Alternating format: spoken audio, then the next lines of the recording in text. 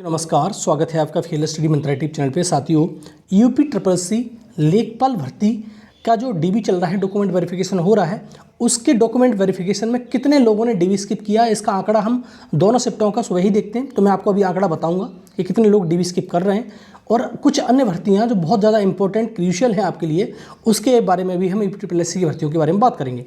तो पहला जो है 10 अक्टूबर को दोनों शिफ्टों में मिलाकर कितना लोगों ने जो डीबी स्किप है वो किया है। देखो साथियों, वही एवरेज आ रहा है रोजाना। वैसा तो नहीं किसी, देखो कोई की जो जैसे 10 बेंच बनाई गई हैं ABCD, मतलब इस प्रकार से करके 35 का एक ग्रुप होता है। 35 में 350 बच्चे होते हैं।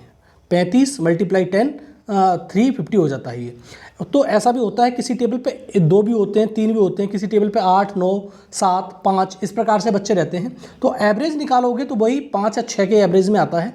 तो आपका जो कल दोनों शिफ्टों में मिलाकर जो एवरेज रहा है वो रहा है 100 से लेके 110 के बीच में। ज़्यादा एवरेज नहीं है, मॉर्निंग शिफ्ट में ठीक था, इवनिंग शिफ्ट में इसी प्रकार से था। तो दोनों मिलाकर 100 से लेके 110। तो देखो, मैं बार बार कहता हूँ कि आपको इस डीबी स्किप अभियान को सपोर्ट करते रहना है। देखो सारे लोग मतलब अब तो एकदम से शांत से बैठ गए हैं कि इसमें कुछ होना ही नहीं है अब, लेकिन आपको समझ लेना है कि आपका नौकरी का सवाल है, आपको इसको सपोर्ट करके रहना है 30 नवंबर तक। उसके बाद कुछ भी नहीं होगा। उसके बाद आपकी कट ऑफ डिसाइड हो जाएगी कि कितनी कट ऑफ रहेगी, कि जितने अकॉर्डिंग टू आपके डीबी स्किप हुए उसके अकॉर्डिंग। दूसरा साथियों, अब जो पीटी का एग्ज़ाम है, आपको मालूम है आपको 28-29 अक्टूबर का पीटी का एग्ज़ाम है, पीटी 2023 का।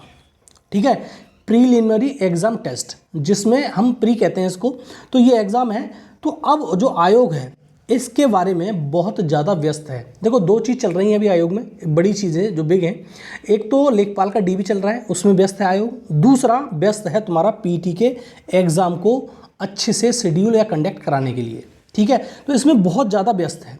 तो और जो मतलब उसके आयोग के पास बहुत ज़्यादा काम होते हैं। अब देखो जो नए जो तुम्हारे रिजल्ट वगैरह हैं या शॉर्ट लिस्टिंग वगैरह है, वो पेंडिंग में चली जा रही है सारी की सारी।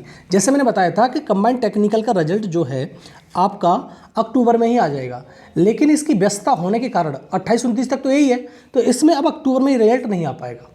ठीक है साथियों, रीज़न क्या है समझ गए होगे आप, रीज़न यही है। और ना ESO का रिजल्ट आ पाएगा। हाँ, 1% ही है जो इन दोनों का रिजल्ट इसमें आ जाए, क्योंकि व्यस्तता बहुत ज़्यादा है। इसकी वजह से इन दोनों का रिजल्ट अब टल के नवंबर में पहुंचेगा, क्योंकि अब 28-29 तारीख तक कोई काम ही नहीं कर पाएगा।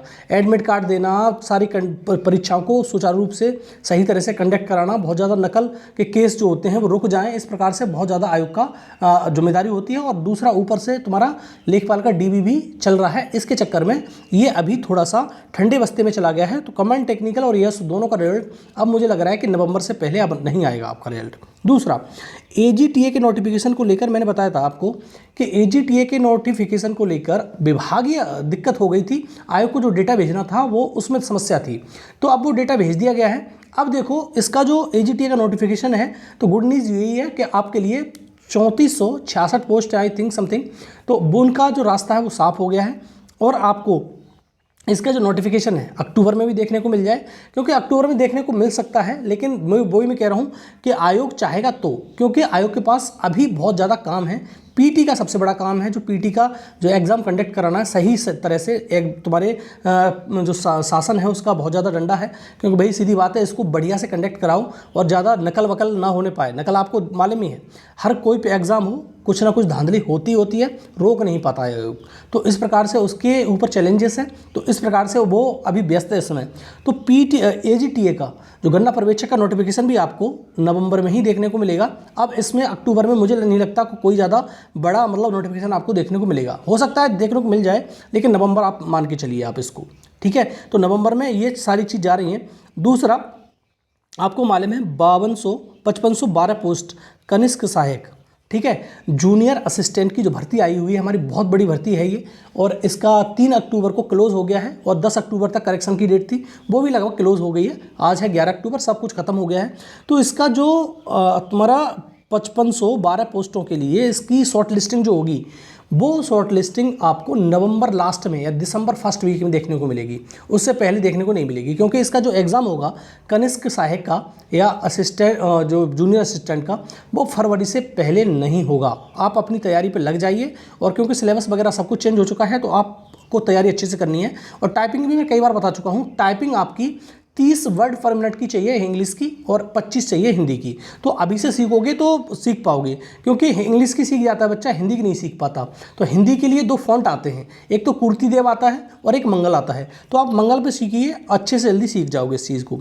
और IT इंस्ट्रक्टर की साथियों बात करें तो जैसे मैंने बताया कि इसकी शॉर्ट लिस्टिंग आनी चाहिए थी, इस मतलब अक्टूबर में आ जानी चाहिए थी। वैसे तो अगस्त में ही आ जानी चाहिए थी इसकी शॉर्ट लिस्टिंग, सितंबर में सॉरी। और अब ये आप मान लो कि इसकी सारी चीज़ें जो आयोग करेगा, सब कुछ करेगा वो नवंबर में करेगा, क्योंकि इसमें आयोग अभी व्यस्त है PET में। और आपको भी PET का जो एग्ज़ाम है बहुत अच्छे से देना है। PET के एग्ज़ाम को हल्के में नहीं लेना साथियों कि इसमें PET का एग्ज़ाम दे आएंगे नंबर आ जाएंगे। नंबर आपको अच्छे लाने हैं, तभी आपका कुछ बेड़ा पार हो पाएगा। और अच्छी खासी पोस्टों पर जो अध्याचक तो UPSSC पहुँचते ही रहते हैं, और पहले फेज़ में जिस प्रकार से बताया जा रहा है कि 10,000 पोस्ट आएंगी, तो आपको उसके लिए तैयार रहना है। जब तक आपके PET में मार्क्स नहीं आएंगे तब तक आप कुछ कर भी नहीं पाओगे, आप भी जानते हो इस चीज़ के लिए। तो आप तैयार रहो, PET से नोटिफिकेशन बहुत जल्द आएंगे, ठीक है। जनवरी में नोटिफिकेशन खुल जाएंगे, जैसे ही इसका रिजल्ट आएगा तुरंत नोटिफिकेशन आ जाएंगे। अब देखो साथियों, जो वन दरोगा है उसकी PET, ये PET वो वाला नहीं है प्रीलिमिनरी, ये है फिजिकल एफिशिएंसी टेस्ट। जो फिजिकल एफिशिएंसी टेस्ट है जो वन दरोगा का, वो दिसंबर में होगा आपका। तो दिसंबर में आप तैयार रहिए। आप अपनी जो तैयारी, मैं बार बार कहता हूँ, आप तैयारी आप करते रहिए, तैयारी बहुत ज़रूरी है। और फिजिकल एफिशिएंसी टेस्ट में अच्छी खासी मतलब रनिंग वगैरह है इसमें, सही बात तो ये है। तो आप तैयारी करो और अच्छे से अपना मतलब बहुत ज़्यादा किलोमीटर की मतलब रनिंग है, इसके चक्कर में आपको तैयारी करनी है। अभी से स्टेमिना आपको डेवलप करना है, तभी हो पाएगा। तो दिसंबर में तैयार रहिए। और जिसका भी सिलेक्शन हुआ है बिल्कुल जस्ट नंबर से हुआ है, मतलब कट ऑफ पे हुआ है, तब भी आपका सिलेक्शन पूरे 100% चांस है, क्योंकि बच्चे बहुत कम शॉर्ट लिस्ट किए गए हैं। दूसरा, फॉरेस्ट गार्ड के मेडिकल के बारे में बात करते हैं। मैं फॉरेस्ट गार्ड के मेडिकल का रिजल्ट कब तक आ गया और अभी तक बच्चे इसका वेट कर रहे हैं कि कब आएगा कब आएगा कब आएगा। तो साथियों, इसका भी अब जो कुछ भी होगा वो सब होगा नवंबर में। अक्टूबर में अब मुझे नहीं लगता कुछ होने वाला है, क्योंकि अब अक्टूबर में वही आयोग, बार बार मैं रिपीट कर रहा हूँ, उसके लिए सॉरी है। तो आयोग बार बार यही इसी के चक्कर में बिल्कुल एकदम से बिजी है कि PET का एग्ज़ाम किसी प्रकार से सक्सेसफुल कंडक्ट हो जाए, बस इसके चक्कर में बिजी है। और दूसरा, PET के एडमिट कार्ड की साथियों बात करें हम, PET के जो एडमिट कार्ड हैं या तो 24-25 तारीख को आएंगे, 5 दिन पहले, 1-2 दिन पहले और आ सकते हैं। ऐसा हो सकता है कि 22 से लेकर 25 के बीच में कभी भी आपका एडमिट कार्ड दिखाई देगा। 1-2 दिन पहले भी दे सकते हैं, लेकिन हाँ, ये रूल जो बना दिया है अब तुम्हारे UPSSC ने, वो 5 दिन पहले का बना दिया है। तो ज़्यादातर संभावना 24 तारीख की लग रही है मेरे को। 24 तारीख का आपका PET का एडमिट कार्ड आ जाएंगे। और आपका ज़्यादा दूर पड़ेगा नहीं, 1-2 जिला छोड़ के आपका पंजाब सेंटर पड़ जाएगा, इतना ही होता है, ज़्यादा पड़ता नहीं है। शुरुआत में हुआ क्या था, जब PET 2021 हुआ था तो सिर्फ आपका जो जिला होता है उसके नेक्स्ट ज़िले में आपको डाल दिया गया था, और अब सेम ज़िले में नहीं रखा गया था। तो अब भी नहीं रखा जाता, ये तो आपको ही मालूम है।